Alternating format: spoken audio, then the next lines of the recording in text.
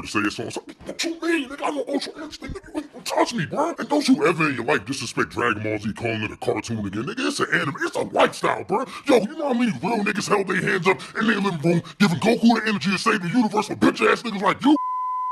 Hey, Erico here. So this is a topic that I was not going to touch. I have a lot of different opinions that I said that I was not going to entertain and put out there into the world. But then I kept seeing all these different instances of this coming up. And then to find out that this creator who spent his blood, sweat, and tears creating these storylines, creating manga, creating an anime, and even after the anime was over, continued to somehow lend his support and his ideas, and to see that this name, Akira Toriyama, continues to live on through the love of Dragon Ball, Dragon Ball Z, Dragon Ball Z Super, Dragon Ball Z Kai, in all of the movies, and how his name is on so many people's lips from many different cultures, but how also there's been a lot of discrepancies and a lot of misunderstandings of his name being smeared through the mud and all across the internet. Just so much hate.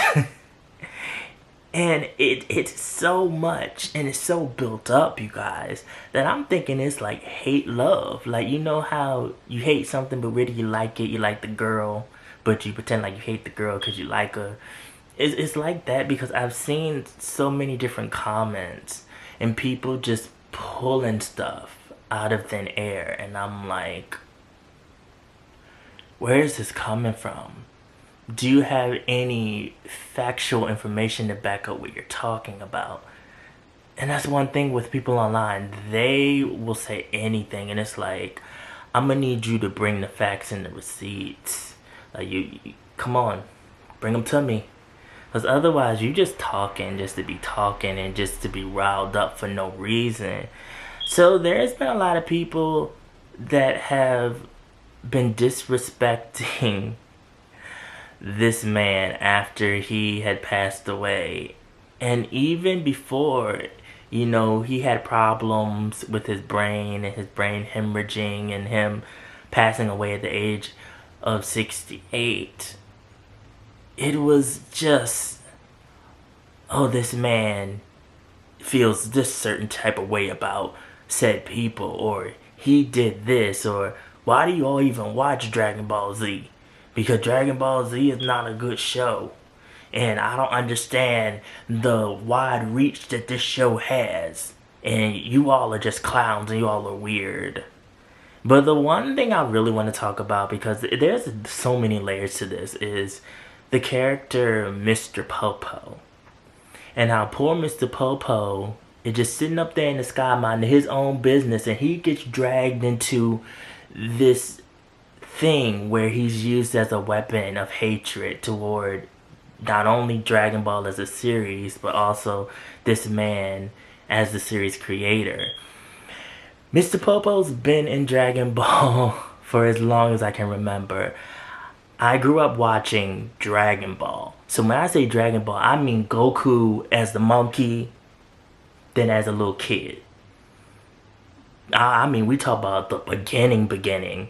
Yeah, I mean, that's how old I am. I'm not old, though. I promise you, I'm not that old, but I'm old enough to know, like, the old school Dragon Ball. And how it has such an impact on my childhood. And how I waited for it to come on, and I used to, like, love seeing the ending sequence of little Goku on the cloud, in the sky. And, and just how Mr. Popo as a character mentored him, and how Mr. Popo continuously appears throughout the series.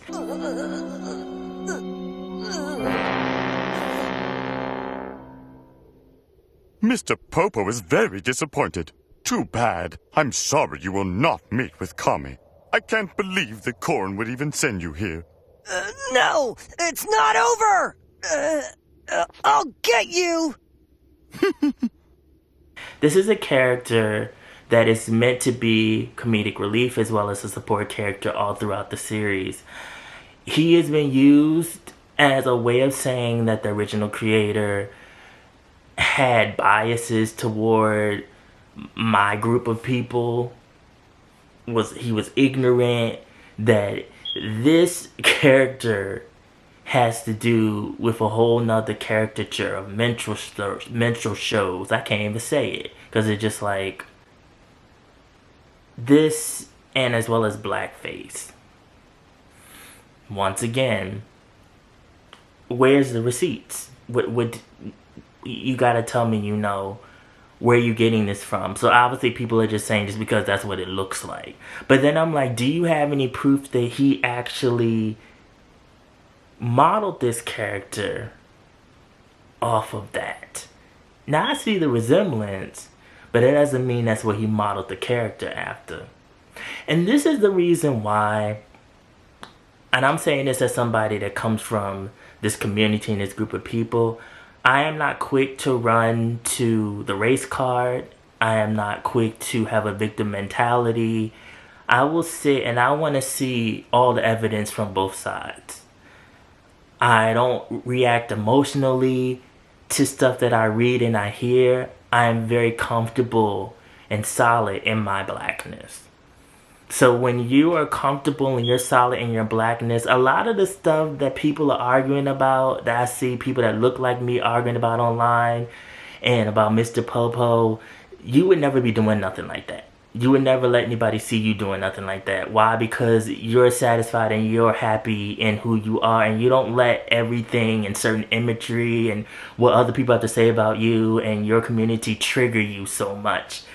So while people are arguing and going back and forth, they're disrespecting this man as well as pulling out Mr. Popo, and poor Mr. Popo just want to be in the sky and left alone. They are going back and forth on Twitter. They are tearing it up. And I'm over here, I'm like, only thing all you have to do is go and look and see the origin of where Mr. Popo came from and how Mr. Popo was made. Akira has actually done interviews, and he said where he got the idea, the character model of Mr. Popo. It's not from menstrual shows, not from my community and our image, not from any bias toward any community. It's actually from a god deity in Hinduism. And this god is named Makala. And if you actually look up this god, you will see that the color, the shape matches Mr. Popo. And also we can look at the character traits of Mr. Popo and how it relates to this Hindu god. This god is supposed to be the representative of life after death. The time where there is death. And you're in that death. Mr. Popo as well is up in the sky. He always sees the characters when they die. He's always guiding the characters. That's what Mr. Popo was based off of. Nothing else. So you see all these people, they're looking like a clowns in a circus. They're arguing with each other. They're tearing each other down. They're trying to tear down the creator. They're looking stupid. They're trying to tear down the series. Meanwhile, only thing you all had to do was do a simple search. And I'm just like, see, this is why I stay to myself. I'm like, that's why I'm like, I hate people. I just want to be alone. Because it's like you all are doing all of this for nothing. There are other black characters in Dragon Ball Z. People tried to bring that up. These characters act like all the rest of the characters. Dragon Ball Z, the series is set outside of Japan, so obviously there's going to be a whole lot of different ethnicities in this show. Akira's first series before he started Dragon Ball also was set outside of Japan. So this was his whole thing. He created this series based off his love for martial arts, his love for Jackie Chan, his love for Hawaii and different religions. And he just took all of that and mixed that all in and created this. And there are so many different characters in this show. There's characters that are comedic relief that are the weakest characters out of everybody on there. And they just basically look dumb most of the time. This is not a series where you should be putting your own problems and your own insecurities into it. This show and this man's life and his hard work is not a mirror or a reflection for you to do this. You all, and I'm talking about people from my community, are the ones that made Mr. Popo into this. This man, when he created this character, he was not thinking about any of this. You all put this on this character. And you all made it more than what it was supposed to be.